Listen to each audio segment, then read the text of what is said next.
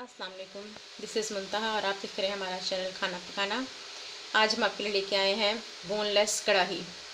तो आए देखते हैं कि इसको हम कैसे बनाते हैं। जी ये टाइम है हमारी अब चिकन के बनाने का। मैंने लिया है एक छोटे साइज़ की प्याज, इसको मैंने इस तरह फाइनली चॉप कर लिया है।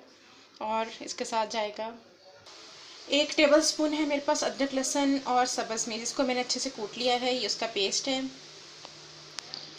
और चिकन जो बन रहा है वो एंड पे दिखा रही हूँ आपको, वो है चिकन जो मैंने बोनलेस लेके इस क्यूब्स में काटा है। ये है मेरे पास 250 ग्राम चिकन बोनलेस।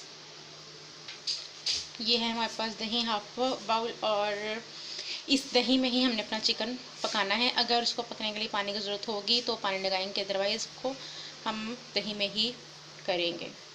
एक मैंने मीडियम साइज़ का टमाटर लिया है, नमक टू टेस्ट, 1 टेबल स्पून पिसी हुई लाल मिर्च, हाफ़ टी स्पून हल्दी में ऑयल लिया और उस ऑयल में हमने अपने कटे हुए प्याज डाले। अब इन प्याज का जस्ट कलर चेंज होने तक इसे हम पकाएंगे और फिर चिकन इसमें शामिल करेंगे। इतना ज़बरदस्त कलर चेंज हुआ है, सिर्फ इतना सा मैं कलर चेंज करेंगे। अब हम इसमें चिकन को ऐड करते हैं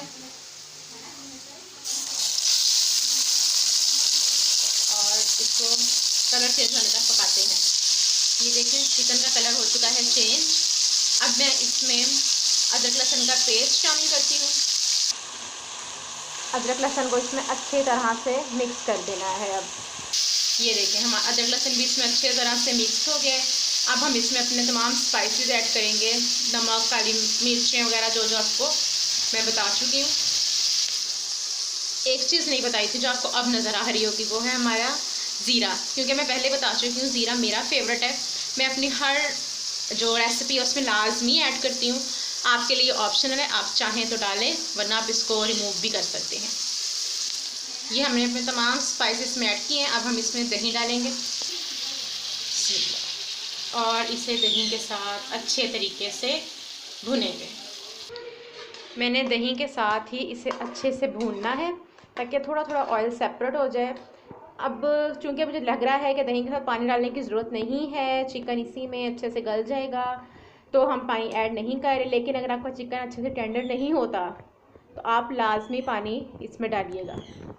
ये देखें 4 मिनट तक मीडियम फ्लेम पर मैंने इसको चम्मच हिलाया है और आपको नज़र आ रहा होगा थोड़ा थोड़ा ऑयल सेपरेट हुआ है। अब इस स्टेज पे मैं इसको ढक के रख दूँगी लाइट सी आंच पर तकरीबन 5 मिनट के लिए।